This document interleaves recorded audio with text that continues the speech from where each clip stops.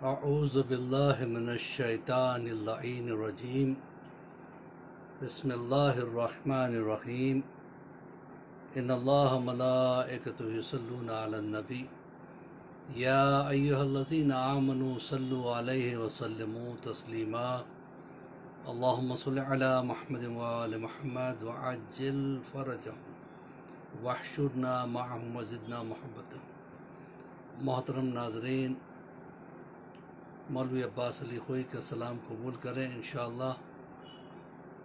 پروردگار عالم آپ تمام حضرات کی توفیقات میں اضافہ دے۔ ابھی ماہ رمضان کی 1-2 دن اور باقی ہیں،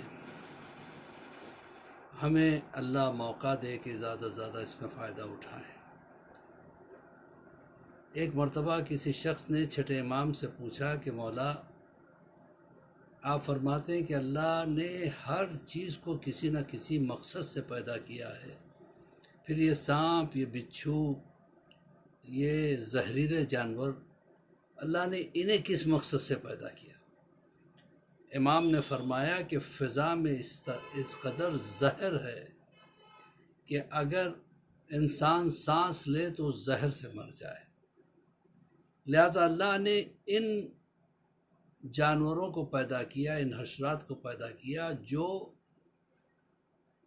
بظاہر زہریلے ہے، یہ فضا کے زہر کو اپنے اندر جذب کر کے خود زہریلے بن جاتے ہیں، لیکن فضا کو زہر سے پاک کر دیتے ہیں۔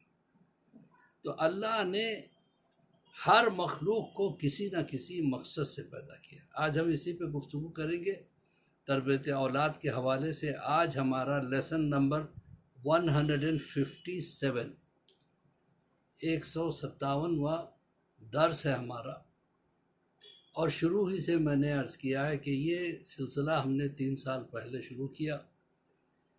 مقصد یہ تھا کہ ہمارے ینگسٹرز تک، ہمارے نوجوانوں تک دین پہنچا سکیں، بالخصوص ان بچوں کے لیے جو ایسے کنٹریز میں رہتے ہیں یا ایسے گاؤں میں یا شہروں میں رہتے ہیں جہاں پہ مدرسے کا کوئی ایکسس نہیں ہے، حوزے کا کوئی ایکسس نہیں ہے، انگریزی تعلیم تو مل جاتی ہے لیکن دینی تعلیم نہیں مل پاتی۔ تو ایسے بچوں کے لیے خاص کر اسی ویژن سے ہم نے اس چینل کو شروع کیا تربیت اولاد کے حوالے سے۔ آج ماشاءاللہ سے آپ حضرات کی ہمت افزائی کی وجہ سے الحمدللہ آج ہم لیسن نمبر 157 تک پہنچ گئے ہیں۔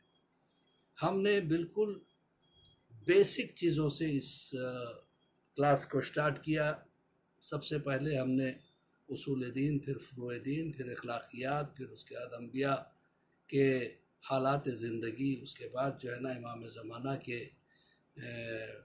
حوالے سے ہماری ذمہ داریاں کیا ہے امام کے لیے، ہمیں کیسے اپنے آپ کو تیار کرنا ہے، طرح طرح کی چیزیں جو مجھ سے ممکن ہو سکے، تاکہ قیامت میں اللہ اگر مجھ سے سوال کیے کہ تو نے کیا کیا، تیری طرف سے کیا کنٹریبیوشن ہے، تو میں بتا سکوں یہ میرا کنٹریبیوشن ہے۔ تو بہرحال ہو سکتا ہے کسی ایک بچے تک بھی اگر کوئی کام کی بات پہنچ جائے، اس کی زندگی بدل جائے، تو وہی ہمارے لیے مغفرت کا سامان بن جائے گی۔ اسی لیے میں آپ حضرات سے گزارش کرتا ہوں کہ آپ تنہا نہ سنیں بلکہ جتنا ہو سکے اس کو شیئر کریں، آگے بڑھائیں۔ اس وجہ سے آگے بڑھانے والے کو بھی اتنا ہی ثواب ملتا ہے جتنا بولنے والے کو ثواب ملتا ہے۔ تو عزیزان گرامی، میں یہ عرض کر رہا تھا کہ ہماری زندگی کوئی نہ کوئی مقصد ہونا ضروری ہے۔ ہماری زندگی کا مقصد کیا؟ صرف کمانا، کھانا، بچوں کو پالنا اور گھر بنانا، چلا جانا؟ تو یہ ساری چیزیں تو جانوروں میں بھی کمی بیشی کے ساتھ موجود ہیں۔ ہم نے اپنی طرف سے کیا کیا؟ ہمارے مذہب کے لیے ہم نے کیا کیا؟ ہمارے دین کے لیے ہم نے کیا کیا؟ تو بہرحال اگر کسی ایسے بچے تک یہ باتیں پہنچ جائیں تو وہی ہمارے لیے، سب کے لیے کافی ہوگا، انشاءاللہ بخشش کا سامان بن جائے گا۔ زندگی کو بامقصد بناؤ اور زندگی کو با اخلاق بناؤ تو زندگی آسان ہے۔ جہاں اخلاق ہے وہاں آسانیاں ہیں۔ اخلاق کے سامنے ظلم بھی گھٹنے ٹیک دیتا ہے، دشمن بھی 10 مرتبہ سوچتا ہے کہ اس کا میں کیا کروں، اتنا با اخلاق ہے۔ تو یہ دو چیزیں یاد رکھیے۔ ویسے قانون فطرت اگر دیکھا جائے تو قانون فطرت 3 ہے۔ پہلی چیز یہ ہے کہ اگر آپ کھیت میں اناج نہیں بوئیں گے تو اس کھیت کو اللہ گھاس اور پھوس سے بھر دیتا ہے، وہ کسی کام کا نہیں رہتا۔ اسی طریقے سے دماغ میں اگر اچھی سوچ نہ پیدا کی جائے، اچھی چیزیں نہ پیدا کی جائے، دماغ میں ایک ویژن نہ پیدا ہو انسان کے، زندگی کا اگر کوئی مقصد نہ ہو، تو پھر وہ دماغ زہریلا بن جاتا ہے، معاشرے کے لیے وہ انسان ایک جانور کی طرح ہو جاتا ہے، ایک زہر کی طرح ہو جاتا ہے۔ دوسرا قانون فطرت کیا ہے؟ جو آپ کے پاس ہیں وہی آپ بانٹتے ہیں۔ خوش اخلاق آدمی ہے تو خوشیاں بانٹے گا، غمزدہ ہے تو غم کو بانٹے گا، عالم ہے تو علم کو بانٹے گا۔ جی، خدا نخواستہ اگر دماغ میں فضولیات بھرے ہوئے ہیں، گندی چیزیں بھری ہیں، تو وہ معاشرے میں گند پھیلائے گا۔ لہذا ضروری ہے کہ ہم اپنے دماغ کو اچھی چیزوں سے بھریں اور اس کو آگے بڑھانے کی کوشش کریں۔ تیسرا قانون فطرت کیا ہے؟ تیسرا قانون فطرت یہ ہے کہ ہمارے پاس جو کچھ موجود ہے ہم اسے ہضم کرنا سیکھیں۔ کھانا اگر ہے، اگر ہضم نہیں کر پاتے ہیں تو بیمار ہو جائیں گے۔ علم ہے، ہضم نہیں کر پاتے ہیں تو مغرور ہو جائیں گے۔ تعریف ہضم نہیں کر پاتے ہیں تو بد اخلاق ہو جائیں گے، مغرور ہو جائیں گے۔ مصیبت اگر ہضم نہیں کر پاتے ہیں تو مایوس ہو جائیں گے۔ دولت ہے، اگر ہضم نہیں کر پاتے ہیں تو ظالم بن جائیں گے۔ حکمراں ہیں، اگر ہضم نہیں کر پاتے تو ظالم حکمراں بن جائیں گے۔ لہذا جو چیز اللہ نے ہمیں دی ہے اسے ہضم کرنا سیکھیں اور اپنی زندگی کو بامقصد بنائیں۔ تو ہماری گفتگو چل رہی تھی رمضان سے پہلے دعاؤں کے حوالے سے۔ آج ایک دعا کا حوالہ آپ کو دینا چاہتا ہوں، ایک دعا آپ سے شیئر کرنا چاہتا ہوں، ایک عجیب و غریب دعا۔ یہ ایسی دعا کہ جس کے لیے رسول اللہ نے فرمایا کہ اگر یہ دعا کے ثواب کو جنات اور انسان جب سے دنیا خلق ہوئی ہے تب سے لکھنا شروع کرے، قیامت تک لکھتے رہیں تو بھی اس کا ثواب ختم نہیں ہو۔ 70,000 سال کی عبادتوں کا ثواب اس کو ملے گا۔ اللہ اکبر، سوچیے۔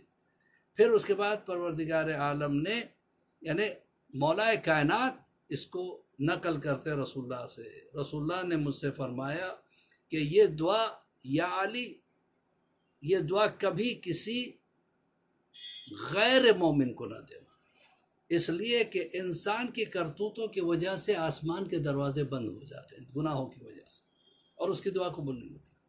لیکن یہ دعا وہ ہے جو آسمان کی کنجیوں میں سے کنجی ہے، اس کے دروازے کھلتے چلے جاتے ہیں اور اس دعا کی صدا آخری آسمان تک جاتی ہے، پروردگار عالم اس کو قبول کر لیتا ہے۔ لہٰذا ڈر ہے کہ کوئی غیر کے ہاتھ میں دعا پڑ جائے تو اس کا غلط فائدہ نہ اٹھا لے، اس لیے کہ دعا پڑھ کے اس کے واسطے سے جو دعا مانگی جائے وہ دعا قبول ہو جاتی ہے۔ یہ دعا اللہ نے جنت کے خزانوں میں سے ایک خزانہ بنایا۔ پہلے اس دعا کی عظمت سن لے تو پھر آپ کو سمجھ میں آئے گا دعا کیا چیز ہے۔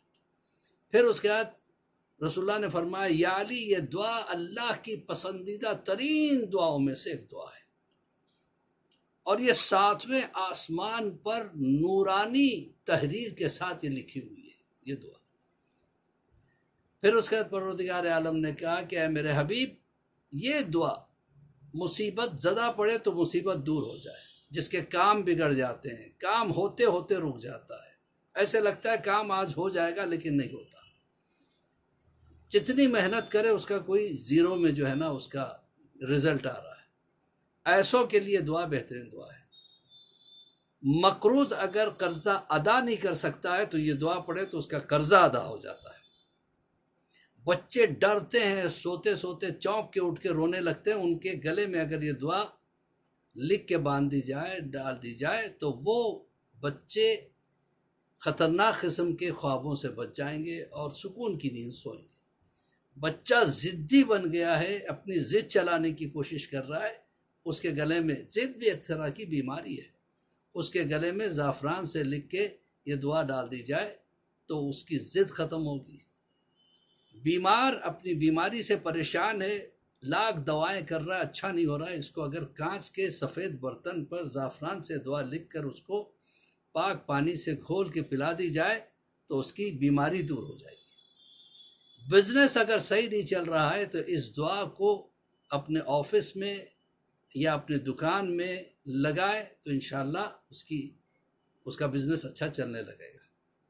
یہ دعا اگر کوئی اپنے پاس رکھتا ہے تو آگ سے، پانی سے وہ بچ جاتا ہے۔ دشمنوں کی دشمنیوں سے آج کل ویسے بھی ماحول خراب چل رہا ہے، لوگ خواہ ایسا ماحول بنانے کی کوشش کر رہے ہیں تاکہ ہندو مسلم میں فیلنگ آ جائے، جبکہ یہ فیلنگ ہم میں کبھی نہیں تھی۔